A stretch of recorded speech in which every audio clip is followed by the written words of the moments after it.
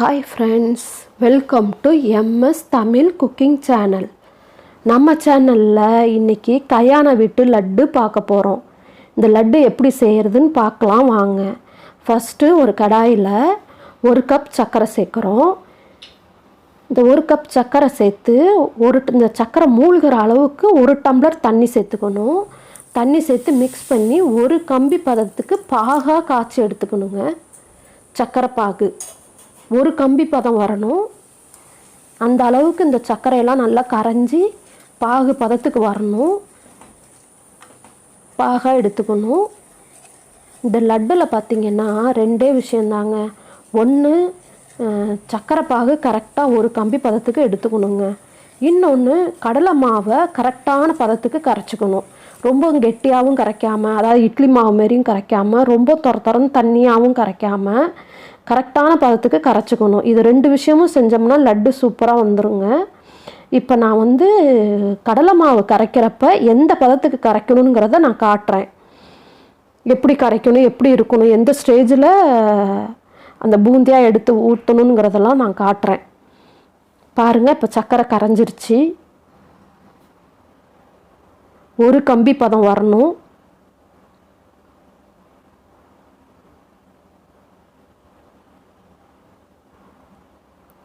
இந்த லட்டு செய்கிறது ஈஸி தாங்க. பாருங்கள், பாகு கொதிச்சிட்ருக்கு. இப்போ நான் எந்த கப்பில் சர்க்கரை எடுத்தனோ அதே கப்பில் 1 கப்பு கடலை மாவு எடுத்திருக்கேன். சர்க்கரை எந்த கப்பில் எடுக்கிறோமோ அந்த கப்பில் கடலை மாவு. 1 கப்பு சர்க்கரைனா 1 கப் கடலை மாவு. இப்போ லட்டுக்கு தேவையான பொருட்களை நான் எடுத்து வச்சுக்கிறேன்.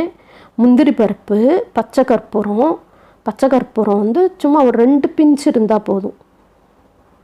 இந்த அளவுக்கு நான் செய்கிற அளவுக்கு, இப்போ நான் செய்கிற லட்டு ஒரு 15 லட்டு வருங்க. அதாவது 1 கிலோ கிட்டக்க வரும். இந்த 1 கிலோ லட்டுக்கு இந்த அளவு பச்சை கற்பூரம் எடுத்தால் போதும். அப்புறம் கிராம்பு நுணுக்கி வச்சுருக்கேன். நான் கிராம்பு நுணுக்கி எடுத்திருக்கேன். முந்திரி பருப்பு எடுத்திருக்கேன். பச்சை கற்பூரம் எடுத்திருக்கேன். பாருங்கள், இப்போ பாகு பதம் வந்துருச்சானா ரெடியாக 1 கம்பி பதத்துக்கு வந்துருச்சு. கரெக்டாக 1 கம்பி பதம். பாருங்கள், நான் காட்டுறேன் பாருங்கள். அவ்வளோதான். அடுப்பை ஆஃப் பண்ணிவிட்டு பாகை எடுத்து ஓரமாக வச்சிட வேண்டியதான். 1 கம்பி பதம் வந்திருக்கு பாருங்கள். இப்போ அடுப்பு ஆஃப் பண்ணிவிட்டு பாகை எடுத்து ஓரமாக வச்சாச்சு. இப்போ ஒரு தாளிப்பு கரண்டியில் 1 ஸ்பூன் நெய் விட்டுக்கோங்க.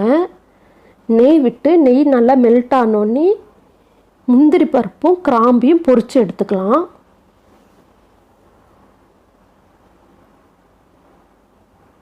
ஃபஸ்ட்டு முந்திரி பருப்பை சேர்த்துக்கோங்க. அது ஃப்ரை ஆகட்டும். அடுத்தது கிராம்பு, நுணுக்கி வச்ச கிராம்பையும் சேர்த்துக்கோங்க. அடுப்பை ஆஃப் பண்ணிவிட்டு இந்த ஃப்ரையான கிராம்பு முந்திரி பருப்பையும் எடுத்து இப்படி ஓரமாக வச்சுக்கலாம். அடுத்தது பூந்திக்கு மாவு கரைச்சிக்கலாங்க. கொஞ்சம் கொஞ்சமாக தண்ணி சேர்த்து கரைக்கணும். இப்போ 1 பிஞ்ச் பேக்கிங் சோடா சேர்த்துக்கிறேன். பேக்கிங் சோடா 1 பிஞ்ச் சேர்த்தா போதும். பாருங்கள், தண்ணி ஊற்றி கலந்துருக்கேன் பாருங்கள். இந்த மாதிரி இருக்கணும். நான் சொன்னேன் இல்லையா, ரொம்பவும் கெட்டியாக இல்லாமல் ரொம்ப தண்ணியாக இல்லாமல் இந்த மாதிரி இருக்கணும் மாவு. இப்போ பூந்தி பொரிக்கிறதுக்கு ஒரு கடாயில் எண்ணெய் சேர்த்தாச்சு. இப்போ பச்சை கற்பூரத்தை நான் கையாலே நுணுக்கி அந்த சர்க்கரை பாகில் சேர்த்துக்கிறேன். இறக்கி வச்சுருக்கோம்ல சர்க்கரை பாகு, அதில் சேர்த்துக்கிறேன். சேர்த்து நல்லா மிக்ஸ் பண்ணி விடுறேன்.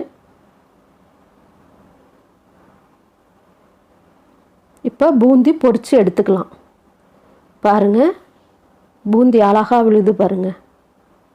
மணிமணியாக வருது பாருங்கள் பூந்தி. இந்தமாரி மெதுவாக எல்லா பக்கமும் எண்ணெயில் எல்லா பக்கமும் படுற மாதிரி விடணும். ஒரே இடத்துல அப்படியே கரண்டியை வச்சு விட்டிங்கன்னா அப்படியே கட்டியாக ஒரே இடமா ஒன்றோட ஒன்று ஒட்டிக்கும். பூந்தி ரொம்ப ஃப்ரை பண்ணக்கூடாதுங்க. ஜஸ்ட்டு வெந்தால் போதும்.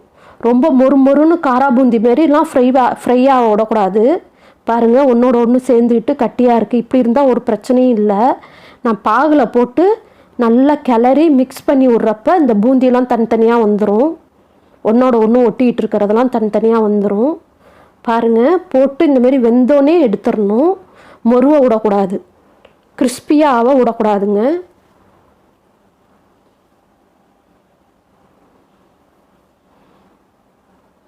இப்போ சக்கரை பாகில் எல்லாத்தையும் சேர்த்தாச்சு. இப்போ இந்த கட்டியெல்லாம் நான் உடச்சி விட போகிறேன். எப்படின்னா அடுப்பை பற்ற வச்சு சிம்மிலே வச்சுக்கணும் அடுப்பை. ஏலக்காய் சேர்த்துக்கிறேன். ஏலக்காய் சேர்த்துட்டு அடுப்பை சிம்மிலே வச்சு இந்த கட்டியெல்லாம் கட்டி கட்டியாக இருக்கிற அந்த பூந்தியெல்லாம் உடச்சி விட்டு நல்லா கிளறிக்க போகிறேன். பாருங்கள் அங்கங்கே கட்டி கட்டியாக இருக்கு இல்லையா, அதெல்லாம் இப்போ இன்னும் கொஞ்சம் நேரத்தில் சரியாயிடும். பாருங்கள் சரியாயிடுச்சு. அந்த சக்கரை பாகில் இந்த பூந்தி இழுத்துக்கும், சக்கரை பாகை எல்லாம் வந்து இந்த பூந்தி இழுத்துக்கும்.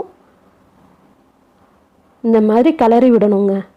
கிளறி விட்டால் அந்த கட்டியெல்லாம் உடஞ்சி கரெக்டான பதத்துக்கு வந்துடும். அடுப்பை சிம்மிலே வச்சுக்கோங்க, ஹை ஃப்ளேமில் வைக்காதீங்க.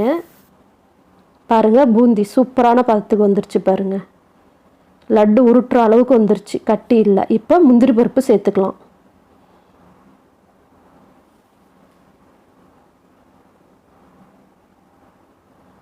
இப்போ முந்திரி பருப்பு சேர்த்து நல்லா மிக்ஸ் பண்ணி விட வேண்டியதுதான்.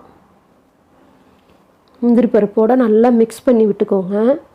பாருங்கள் அடுப்பை ஆஃப் பண்ணிவிட்டு மிக்ஸ் பண்ணி விட்டுட்டு லட்டு உருட்டிட வேண்டியதுதான். பாருங்கள் கரெக்டான பதத்துக்கு வந்திருக்கு. நான் அடுப்பை ஆஃப் பண்ணிவிட்டு வெளியில் எடுத்துகிட்டு வந்துட்டேன். கரெக்டாக வந்திருக்கு. நீ லட்டை உருட்டிட வேண்டியதான். பாருங்கள் கரண்டியில் ஒட்டவே இல்லை. நான் இப்போ லட்டு உருட்ட போகிறேன்.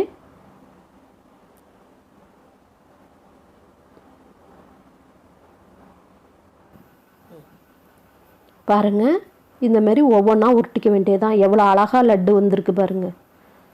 கல்யாண வீட்டு லட்டு ரெடி. இது மாதிரி ஒவ்வொரு லட்டாக உருட்டி உருட்டி எடுத்துக்க வேண்டியதான். இது 2 hours கழித்து இது எப்படி இருக்கும் அப்படிங்கிறத நான் அந்த லட்டை உடச்சும் காட்டுறேன். இந்த லட்டு நான் உருட்டி 2 hours தாங்க ஆற விட்டேன். 2 மணி நேரத்திலே கரெக்டான இதுக்கு வந்துருச்சு, ஸ்டேஜ் வந்துருச்சு.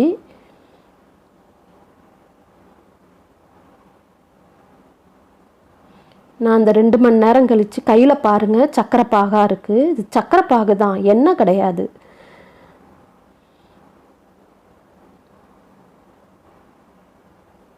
இந்த மாதிரி எல்லா லட்டையும் உருட்டிக்க வேண்டியதான். லட்டு ரெடி. பாருங்கள் 2 ஹவர்ஸில் லட்டு எப்படி சூப்பராக இருக்குது பாருங்கள். இந்த மாதிரி வரணுங்க. லட்டு சூப்பராக வந்திருக்கு. உடச்சி காட்டிருக்கேன் பாருங்கள். இந்த வீடியோ பிடிச்சிருந்ததுன்னா லைக் பண்ணுங்கள், ஷேர் பண்ணுங்கள். தேங்க்யூ.